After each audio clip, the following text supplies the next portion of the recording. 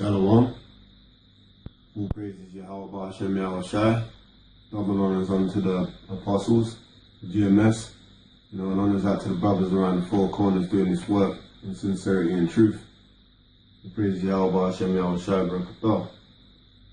My name's Amar Kwam. Welcome to another installment of Empires and Idolism. Briefly, what we're going to cover is a bit of some names, some kings, the Syro-Ephraimite War, and going back into continuing on from 1 Kings 11 verse 5, as in the first installment we covered that same verse, but we're moving on in the same verse. So let's get started. So going back to 1 Kings 11 and 5, it reads, "For Solomon went after Ashtaroth, the goddess of the Zidonians, and after Milcom, the abomination of the Ammonites," which Ammonites are the so-called Japanese. So go to the Strong's, and it reads, Milcom just means great king, the god of the Ammonites and Phoenicians, to whom some Israelites sacrificed their infants in the valley of Hinnom. I'll read that again. The god of the Ammonites and Phoenicians, to whom some Israelites sacrificed their infants. So you had this place where Israelites who were going off would go and do all kind of wicked, evil sacrifices, which were nothing to do with their national religious practice, so to speak. Now this particular place was called the Valley of Hinnom. Now if you look at the Chaldee lexicon, it says, going back into the word Malcolm, which was the idol, it says of an idol of the Moabites and the Ammonites. So key point is, where it said to whom some Israelites sacrificed their infants, how did those Israelites do those things if they weren't among the heathen to learn those things? So you're going to have, just like we're reading now, King Solomon had concubines and wives. How many did he have? He had them great in number. So those sons are going to be what? Scattered. Man. You're going to have so many different men of our nation dropping seed in these other nations. So what happens? Their heart turns onto their to the customs and the practices of these other nations. And what do you get? Idolatry. So the point was you would have our people among the Moabites and the Ammonites, which are the so-called Japanese, and the Moabites are the so-called Chinese.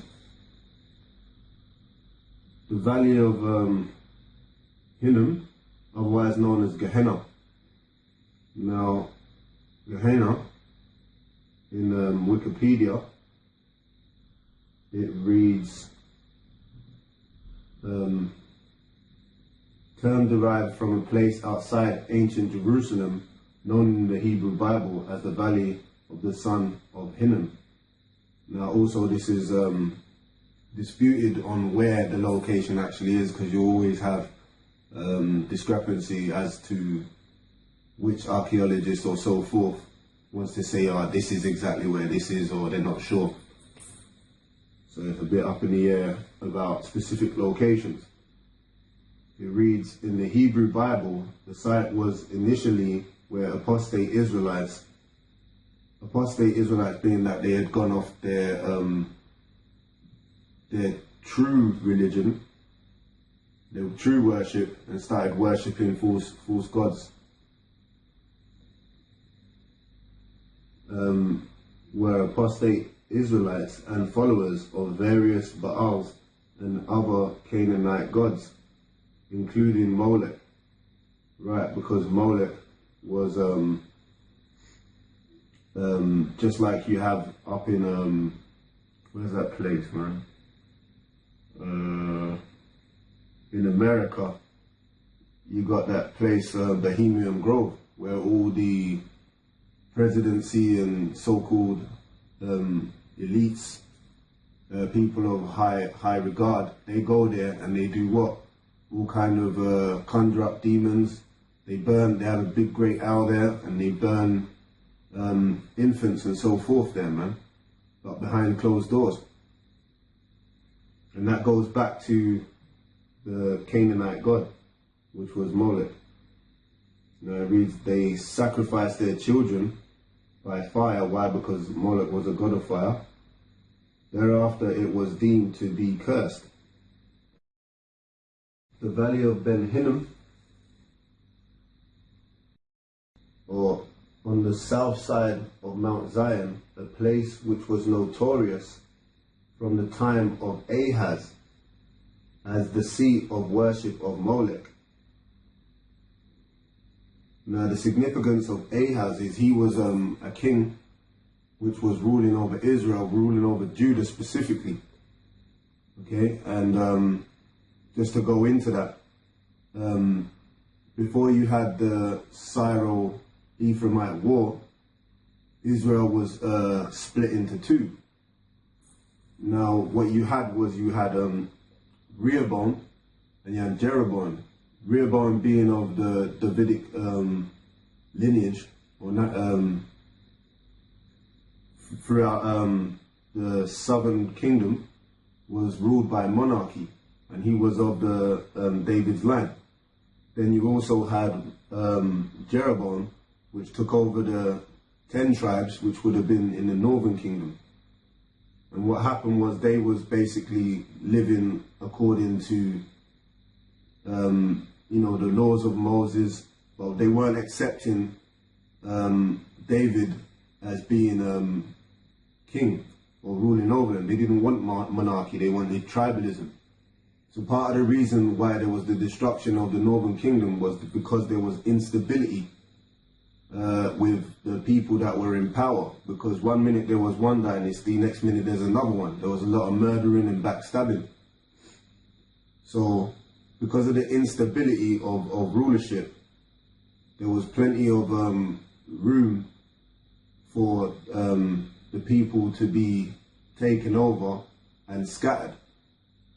By deporting Jake from the provinces or the cities that they were living in to another city for their captivity, that basically creates more instability, making them have to find ways of adapting to the culture and the customs of the heathen in the province or the cities that they're living in.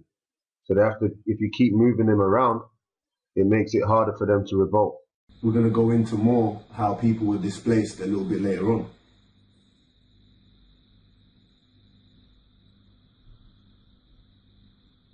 Now going back into the word Gehenna, or the Valley of Hinnom,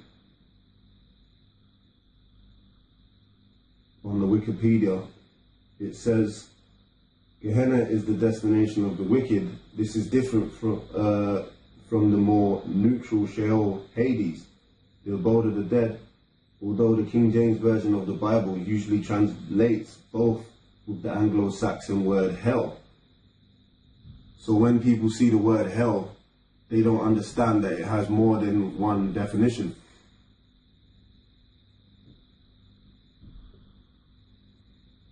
Now if I go to the word Tophet, basically the word Tophet is a synonym for hell as well.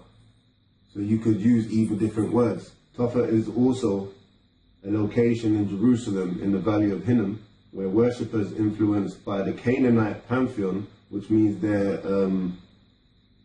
all different varieties of pagan worship or idolatry to the gods of Molech and Baal by burning them alive.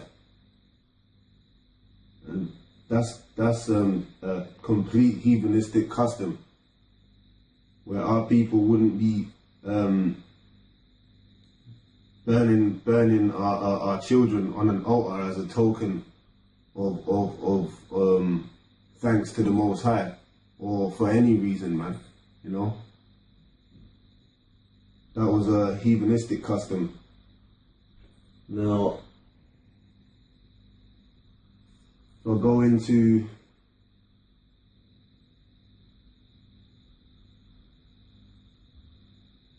Canaanite religion on Wikipedia.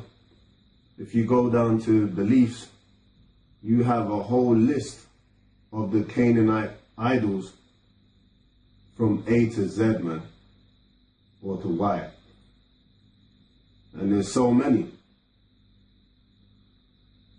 It's just that throughout history, some of them kept the same names, some of them changed names. You know, that's why when people are into Islam, that shit really goes back to the old pagan gods and pagan idols, which we ain't gonna go into that right now. But if you look on the internet, brothers be doing hella videos on these different religions.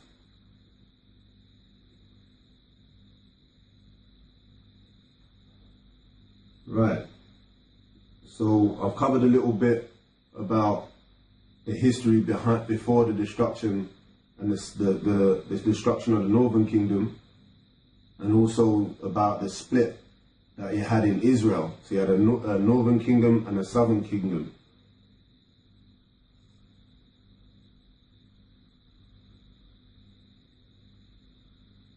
Now, about the instability in Israel, you can, in the Northern Kingdom, you can read that up in 1 Kings, the 16th chapter. Now, throughout that period, you had King Asa, which was king over the Southern Kingdom. And I believe if you type in on Wikipedia, Kings of Judah, you go to King Asa, he reigned for 41 years. Now, during that whole rule, by reading and doing research in 1 Kings the 16th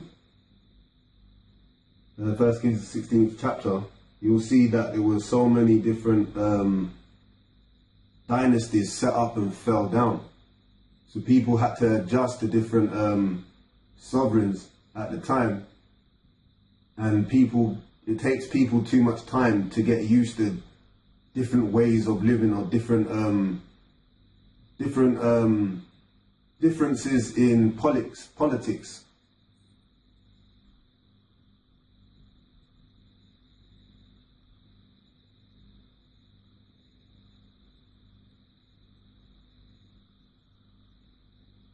Now I'm gonna jump to 2 Kings, the 16th chapter, where it goes a bit more into the Syro-Ephraimite war. The reason why they call it Syro, because you had Syria and Ephraim, which would have been summarizing the 10 tribes, the head of the 10 tribes.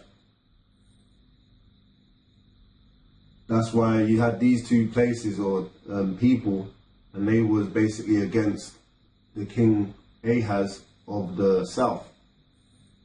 I'm going to read 2 Kings 16:1. In the 17th year of Pekah, the son of Remaliah, Ahaz, the son of Jotham, king of Judah, began to reign. 20 years old was Ahaz when he began to reign, and reigned 16 years in Jerusalem, and did not that which was right in the sight of the Lord his God, like David his father. Right, because what he did, he was basically,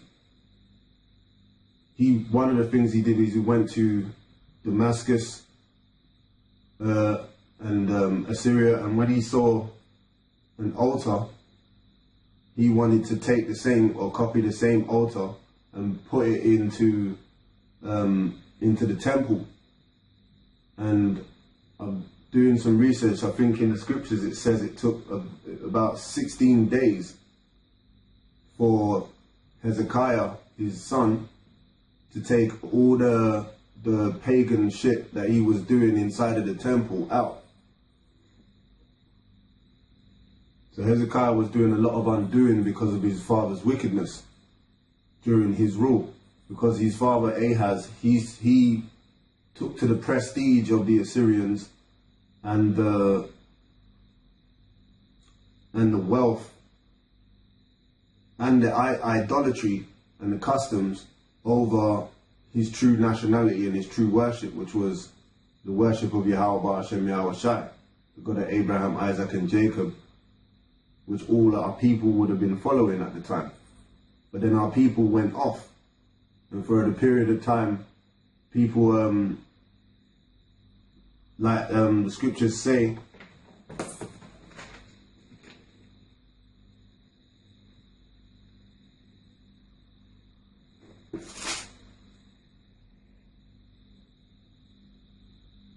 Ecclesiastes 1:4, one generation passeth away and another generation cometh. And that's all that's happened.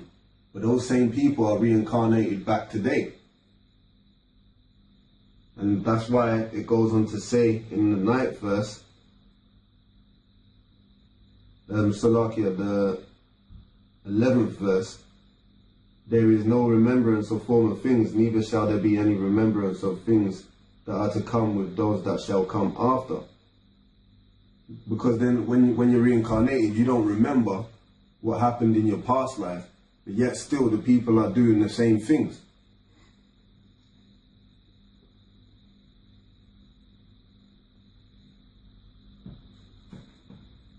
Now there's a point I want in the verse.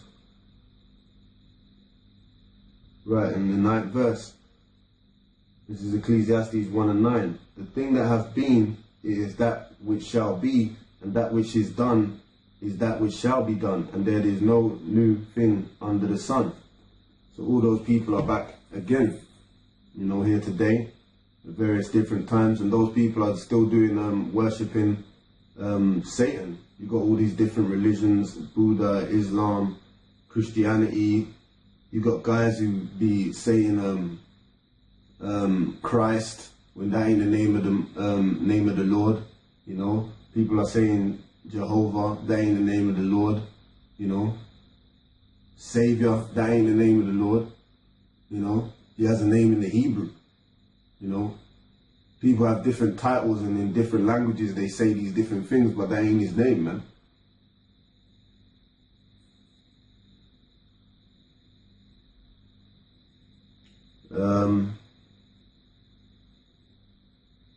So anyway, I'll read on.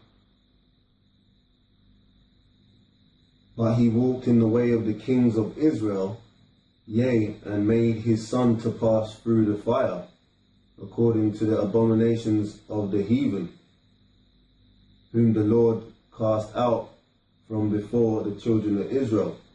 Because Ahaz was basically doing business with the Assyrians for protection, and he sacrificed and burnt incense in the high places and on the hills and under every green tree. Then Rezin king of Syria, and Pekah, son of Remaliah, king of Israel, which would have been of the northern kingdom. These two kings are key to the Syro-Ephraimite war. Came up to Jerusalem to war, and they besieged Ahaz, but could not overcome him.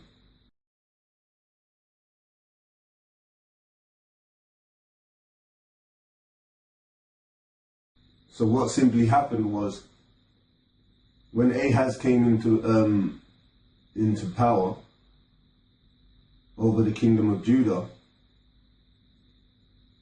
the Syrians, which Syria, the smaller nations of Syria would have been called Aram. So you can either say Aram, Syria, same thing. So you would have had Syria, and you would have had Israel under Rezin and Pekah, which Pekah was over the northern kingdom, Salakia. And what happened was, they was already paying taxes to the Assyrian king, Tiglath-Pileser III. But then they didn't want to pay any more taxes or tributes. They were tributaries to that Assyrian king, and they didn't want to pay that much money anymore and give gifts, so that he left them alone. So what they done was, they asked Ahaz if he wanted to join an alliance with them, so that because they was afraid of the Assyrian armies, because they were strong and great in number.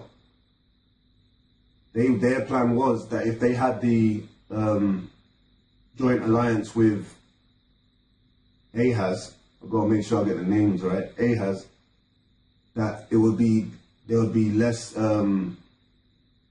chance that they would have a war, or they'll be more in a better stead to fight a war if it happened. Anyway, Ahaz said he don't want to do it, and he went to Tiglath-Pileser and basically snitched and said, look, these guys are against you.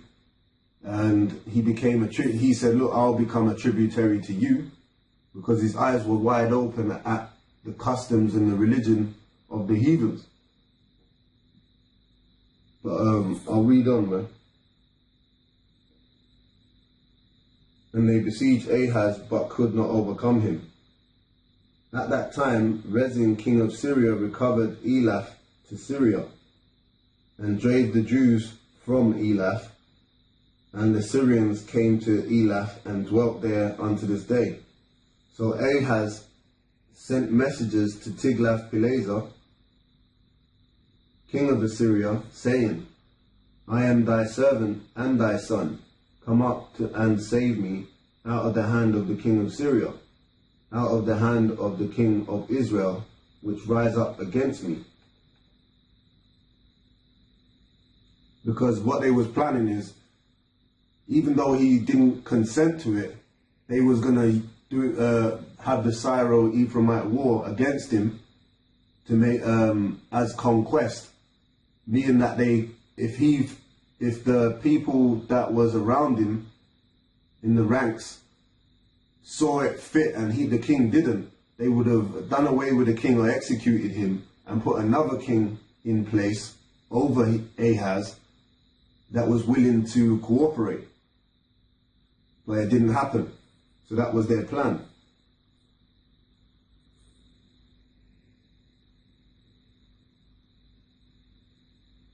And Ahaz took the silver and gold that was found in the house of the Lord and in the treasures of the king's house, and sent it for a present to the king of Assyria.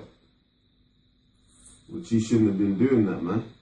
But he knew if he didn't do it, you know, he could get fucked up too. But Tiglath-Pileser kind of had a piece of mercy on him, in the sense that as long as he paid his taxes and was doing what a tributary place does, paying tribute to the king, then, you know, he let things slide, as long as he keep them gifts coming in. That's why in the Apocrypha it says, as iron rusteth, so do the wicked. You know, because, hey man, that's the enemy. But at the same time, as soon as you stop paying your taxes and shit, you're gonna see if the enemy really love you, man. You know? Because even though he went to him for help, it come at a cost. Alright, so, and Ahaz took the silver and gold that was found in the house of the Lord and in the treasures of the king's house, and sent it for a present to the king of Assyria.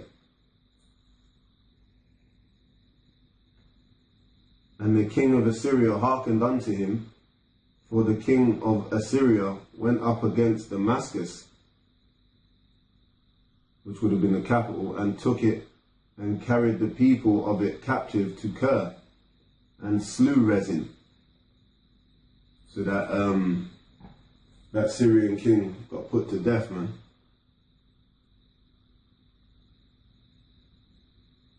2 Kings 16 and 10. Well, that's what happens when you do business. Pekah was doing business, had the Syrians as allies, man. You know, it didn't go to plan, did it? And even did it go to plan with for Ahaz either, man. Still underneath them fucking Assyrians when they had our people in captivity.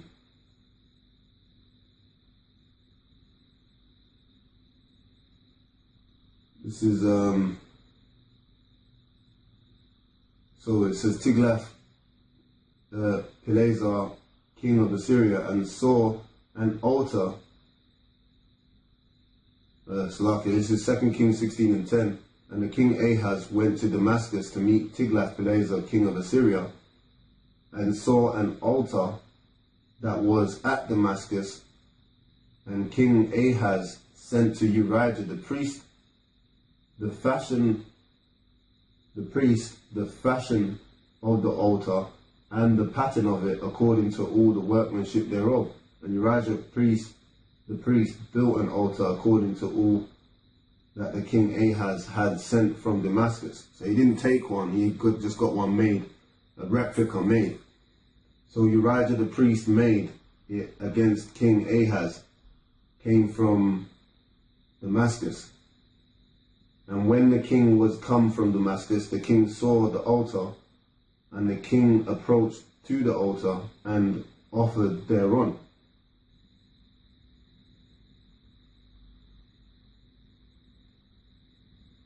Key point is 2 Kings 16 and 18.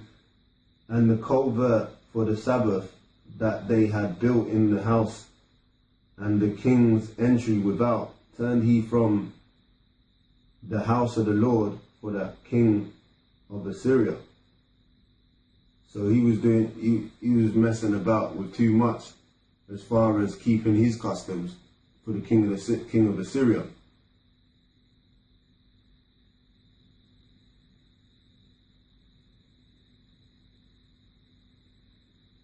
So that's that point on 2 Kings, the 16th chapter. So briefly, going back, summarizing what happened, you had the threat of the Assyrians. Then you had Pekah and Rezin, which Pekah being the king of Israel, Rezin being the king of Syria. Both wanted to do a deal with King Ahaz of Judah. He refused, and they tried to give him the squeeze. He didn't budge, so he quickly called Tiglath-Pileser, which was the king of Assyrians. The Assyrian army was great. They took over Syria and Damascus, killed Rezin the king, and that left open Pekah and the land of the north of Israel.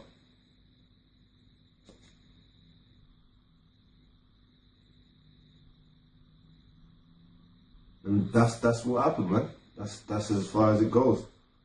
And that will be the end of this topic. I don't have anything else to bring out on that. And we're going to keep working our way through 1 Kings, the 11th chapter, going through all the idols. And then I'm also going to jump and go into the different empires and also the different idols pursuant to Daniel's. So, you know, and then if anything else comes up through the Spirit, I'll do another video. All praises Yahweh Hashem Yahweh Shai, and with that, I'm going to say shalom.